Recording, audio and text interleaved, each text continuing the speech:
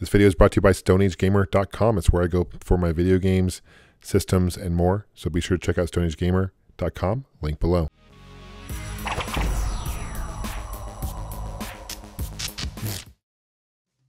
Hey guys, how's it going? This is John with Gamester81.com.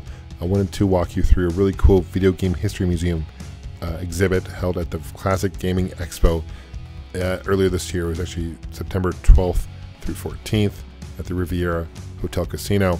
And this is a 3-day event, and this is a really cool exhibit. In fact, I'm really excited because you're going to be opening actual a full-time museum in the Dallas-Fort Worth area later next year, 2015. And it's a bunch of cool guys, awesome collectors, really great guys, also big gamers. John Hardy, Sean Kelly, and Joe Santulli. And this is their collection. They got an amazing amount. What's cool is everything's kind of chronological. It's in order, so you have earlier stuff to later stuff. That right there is an Atari 2800, I believe. That's actually was only released in Japan. So they have a lot of really limited edition, like prototype systems here. I mean, I would have to guess probably hundreds of thousands of dollars worth of stuff in this museum, just this little room. And this is only a portion of what they're going to have at the Dallas Museum. So I'm pretty excited about that. But I love the Atari sign there, really cool neon sign. There's the Odyssey 2, a lot of us are familiar with. And there's a voice on top of that, the module which allow you to hear kind of voice commands in the game. And television, really cool setups too.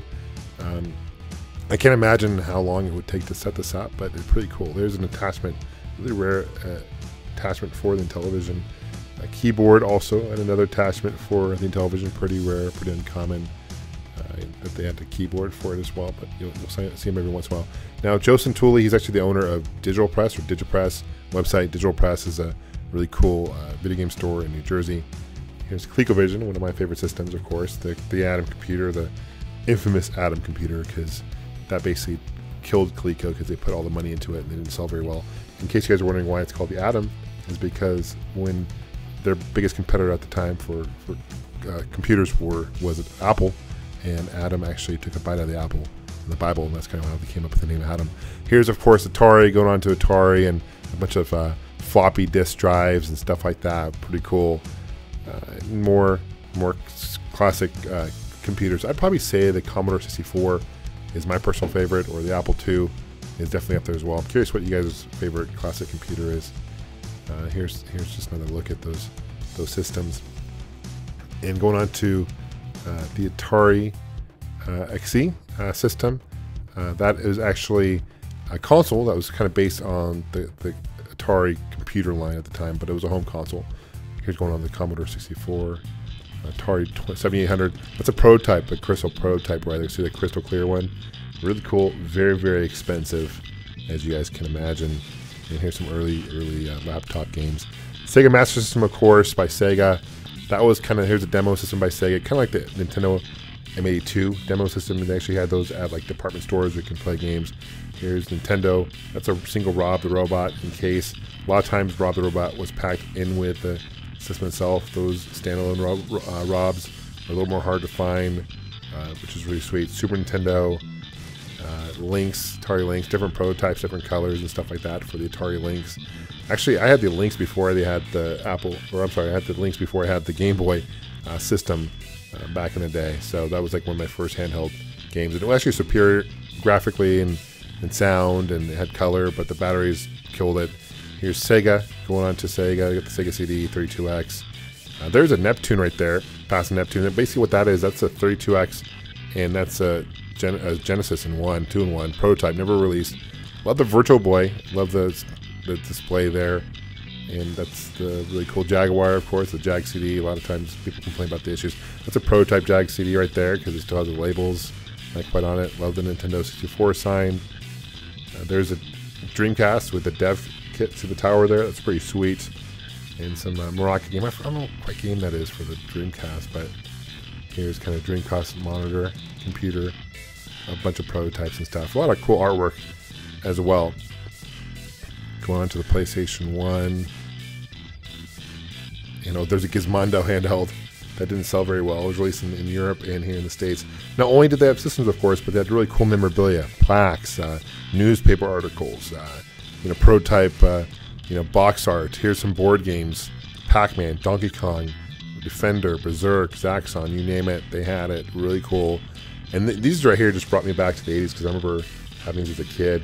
You know, puzzles and board games, T-shirts, swag, memorabilia, whatever you want to call it, they had it here. There's some classic T-shirts. There's a Pitfall helmet right there. It's pretty funny. These are just classic designs from the 80s. And here's a closer look. Miss Pac-Man, Pac-Man. Do you guys remember the Pac-Man cartoon show in the 80s? Do you guys remember that? Leave a comment. Let me know. I totally remember that. They had a whole family of stuff. You know, it's the other side of the shirt they had as well. But that was a really cool show. And I remember the enemy in that would look like Darth Vader. Kind of interesting. But anyway, I'm getting off track here. But here is some other games, prototypes, stuff like that. Watches, handhelds, advertisements, frisbees, action figures. It's amazing. And that's what I loved about this museum. It's not just hardware, not just software, which I'll show you in a second, but it's memorabilia and merchandise, which I think is definitely part of video game history. Absolutely. Here's some drawings from the classic Zelda cartoon. These are some really rare games, of course, prototypes that you'll never find, really. Nintendo World Championship carts right there, the gray one. You know, they had Bubble Bath Babes, really one. Here's some Game & Watches all in case. Here's some more games that were supposed to be released but never were. Here's some more prototypes and with just the boards and stuff, right? Here's some Vectrex games that were never released. It's just incredible, and you could literally spend over a day here easy, if not more. So, you know, I definitely, when this opens up in Dallas, I definitely plan on going and attending because I think it's really cool. They're saving history of the video games. There's a lot to be learned here, which is pretty awesome. Here's some badges that were really popular in the 80s. They definitely had a lot of those, and you know, lunch boxes and stuff like that. Here's a Apple IIc. That's one of my favorite systems. I actually had a computer. Still have my Apple IIc from back in the day. That was a Commodore PET at the end, that strange looking computer there. That's a Commodore PET. Came out before Commodore 64. Here's some handhelds and stuff like that as well. Some of these were imports, some of them aren't. You know, but just really cool. A lot of these are LCD games. Classic. I have that Pac-Man one. That's pretty cool. That's by Tommy. That portable Pac-Man. And what's incredible, they have a lot of the boxes here, which is really cool. But again, logistically, I couldn't imagine how long it took them to set this up and move this across country because a lot of these guys are East Coast guys. And, you know, just making sure everything arrived in good shape. Definitely kudos to them. A lot of Tiger games. There's some Microvision games right there. The first portable system with interchangeable games. Here's remember those watches with those games in there? It's pretty cool as well. Here's the other side of things. I mean, it's just endless stuff, which is incredible. Defender, basketball, all that good stuff. It's pretty awesome. So, Super Cobra. There's another Defender cab, and there's the Adventure Vision, super rare. That game actually, the system came out in the 80s, but pretty rare, and a lot of them don't sell. I don't have one, in case you're wondering, but I'd love to get one. And the graphics are red, almost look like a Virtual Boy, but it's not done in 3D, but it's really cool. Definitely awesome. Here's another handheld as well. Here's a Vectrex. And they had some really cool Vectrex display kiosks. That's a really cool one too. Looks like an arcade. That's a great system. Love the Vectrex. There's a kiosk. They had two of those, and they had some storage bags too, which is pretty awesome. So if you guys want to stay in touch, you can follow me on Facebook, Twitter, Instagram, as well as my website, Gamester81.com. In case you guys want to know more information about this museum and how you can help donate or contribute or just attend, go to vghmuseum.org. I'll put a link below. We'll see you guys soon. Take care. And let me know if you guys spotted something you like. Leave a comment below. Take care. Bye.